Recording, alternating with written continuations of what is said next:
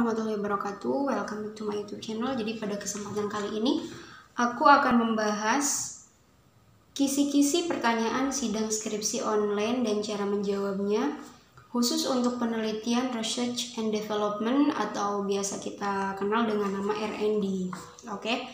Jadi benar-benar kalau di video kali ini akan berbeda dengan sebelumnya. Karena apa? Ini sesuai dengan apa yang aku alami minggu lalu aku sidang, dan ini benar-benar perlu kalian ketahui, khususnya untuk anak-anak mungkin yang satu kampus sama aku, yang kenal sama aku, atau mungkin misalkan kalian yang beda kampus pun mudah-mudahan bisa menjadi acuan lah ya gitu. Oke, setelah sebelumnya aku menjelaskan beberapa kisi-kisi pertanyaan secara umum yang biasanya ada di sidang di video sebelum ini. Nah, itu kan bisa saja pertanyaan-pertanyaan yang aku sebutkan itu bakal semuanya muncul di sidang kamu, atau mungkin salah satunya aja, atau mungkin bahkan sama sekali nggak ada yang muncul gitu, bisa aja. Ini hanya sekedar gambaran untuk persiapan ya. Oke, tanpa lama-lama, sebelumnya aku mau jelasin atau tegasin bahwa penelitian punya aku yaitu jenisnya R&D atau Research and Development, yang dimana di sini judul yang aku gunakan yaitu pengembangan media kartu bergambar untuk pembelajaran mufrodat di MI. Oke, kemudian kisi-kisi pertanyaannya yaitu yang pertama, apa alasan kamu memilih judul ini? Nah, pertanyaan ini baik ketika seminar proposal ataupun sidang akhir skripsi dia muncul juga. Di sini cara menjawabnya yaitu jawab dengan alasan yang ilmiah, alasan yang didasari dengan teori atau alasan akademis ya. Jangan sampai sesuai sama argumen pribadi gitu, karena itu benar-benar akan bikin fatal. Atau kayak dosen penguji utama, dosen penguji pendamping 1, penguji pendamping 2 kayak akan ngeliat kita nih, anak nih kayaknya nggak yakin gitu sama penelitian dia gitu. Jadi jawab dibantu dengan teori gitu. Kalau aku kemarin jawabannya yaitu begini, apa alasan kamu memilih judul tersebut gitu? Ya karena setiap penelitian berangkat dari suatu masalah.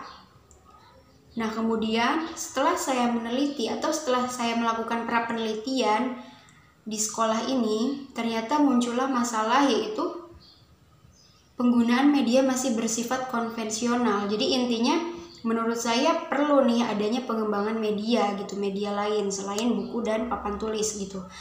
Nah jadi kemudian dibantu teorinya menurut siapakah bahwa penggunaan media kartu bergambar ini dapat membantu untuk pembelajaran mufrodat gitu. Nah disebutin siapa tokohnya, disebutin apa teori dia ini, pendapat dia ini gitu. Nah kemarin itu aku itu ngejawab kemudian kan menggunakan media yang masih bersifat konvensional kan yang menonjol. Nah ada salah satu dosen yang bertanya kayak memangnya penggunaan media konvensional ini tidak berhasil. Nah di situ kan kayak seorang dosen ini benar-benar nguji ini anak ini bisa nggak ngejawab kalau terus dicecer pertanyaan gitu ya. Terus di situ aku memang nyantumin menurut teori Daryanto menyatakan bahwa suatu pembelajaran yang dilakukan secara konvensional itu menyebabkan siswa ini kurang atau bahkan nggak paham atas informasi yang disampaikan oleh guru terhadap peserta didik gitu. Nah kemudian ya aku ngejawab, kata aku mohon maaf Pak kayak gitu, saya tidak ngejudge atau saya tidak mengklaim bahwa pendidikan yang bersifat konvensional ini tidak akan berhasil gitu kan, tapi saya hanya menggunakan teori ini sebagai membantu untuk memperkuat judul saya, membantu untuk memperkuat di latar belakang masalah saya gitu. Jadi harus pinter-pinter milih teorinya juga gitu, jangan sampai kayak asal ada teori, asal ada definisi, tapi harus bener-bener yang kira-kira waktu sidang ini yang kalian pakai nanti teorinya, atau teori yang kalian pakai di skripsi ini, jangan yang kira-kira akan bikin kalian bingung, akan bikin kalian mati kutu gitu. Jadi harus benar-benar kalian paham, kalian mampu jawab gitu. Oke, kemudian pertanyaan kedua, Apa alasan kamu memilih objek ini dibanding yang lain? Ini keluar nih pertanyaan ini. Jadi karena kemarin itu aku ngambil objeknya kelas 4 untuk pembelajaran mufrodat. Karena aku menjawab kenapa aku ngambil objek kelas 4? Karena kelas 4 ini kenapa nggak kelas 1 kah, kelas 3 gitu kan. Karena untuk kelas 1 dan kelas 2 kelas 1, kelas 2, kelas 3 gitu di bawah kelas 4 itu pembelajaran bahasa Arabnya masih seputar kayak mengenal huruf hijaiyah, mengenal harokat gitu, menyebutkan huruf-huruf berharokat gitu. Jadi ketika kenapa aku di sini masukin atau make objeknya yang kelas 4 pas gitu dengan pembelajaran mufrodat, karena siswanya udah mulai kayak baca contoh satu kata satu, maksud aku kayak udah mulai nyambung-nyambung 3 kata atau 4 kata. Contohnya kayak misal madrosatun gitu, udah nggak ngejah tinggal mim, sin, dal, ro, ta gitu, nggak kayak gitu. Jadi udah dibaca madrosatun gitu. Makanya kenapa di situ aku ngambil objek kelas 4 ini gitu, dan itu jawabannya tepat gitu. Terus nanti bila perlu dibantu lagi teori yang lain gitu, yang misalkan menurut siapa gitu disebutkan. Oke, kemudian pertanyaan selanjutnya, teori siapa yang kamu gunakan untuk memperkuat skripsimu ya. Lagi-lagi ini yang persis tadi aku jelaskan di latar belakang masalah. Jadi harus jelas, kayak punya aku kan pengembangan media kartu bergambar untuk pembelajaran mufrodat. Jadi teorinya siapa yang menyatakan bahwa media kartu bergambar ini bagus gitu atau bisa meningkatkan penguasaan mufrodat siswa gitu.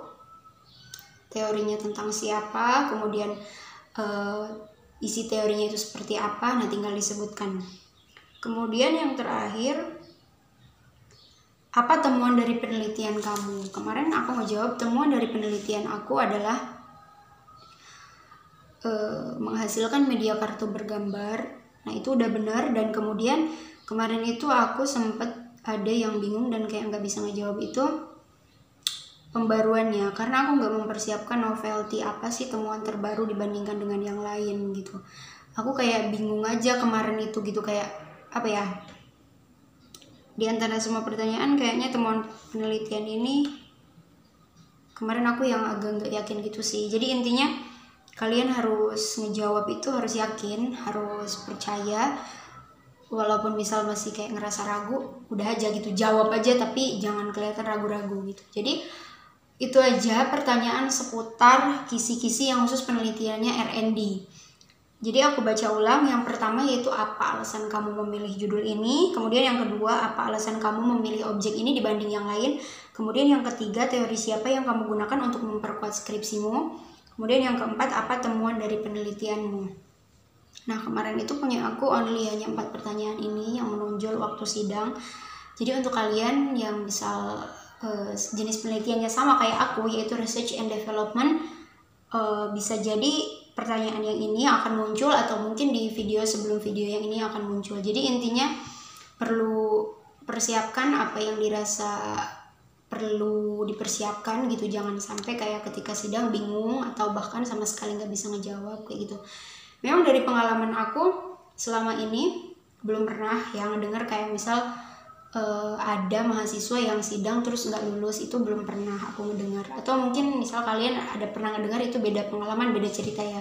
Cuman aku pribadi belum pernah kayak ngedengar ada orang sidang kemudian nggak lulus gitu. Memang belum pernah ada, cuman setidaknya kita harus ada usaha untuk bisa ngejawab, untuk bisa mempertanggungjawabkan skripsi hasil penelitian kita. Oke, itu aja, mudah-mudahan bermanfaat. Wassalamualaikum warahmatullahi wabarakatuh.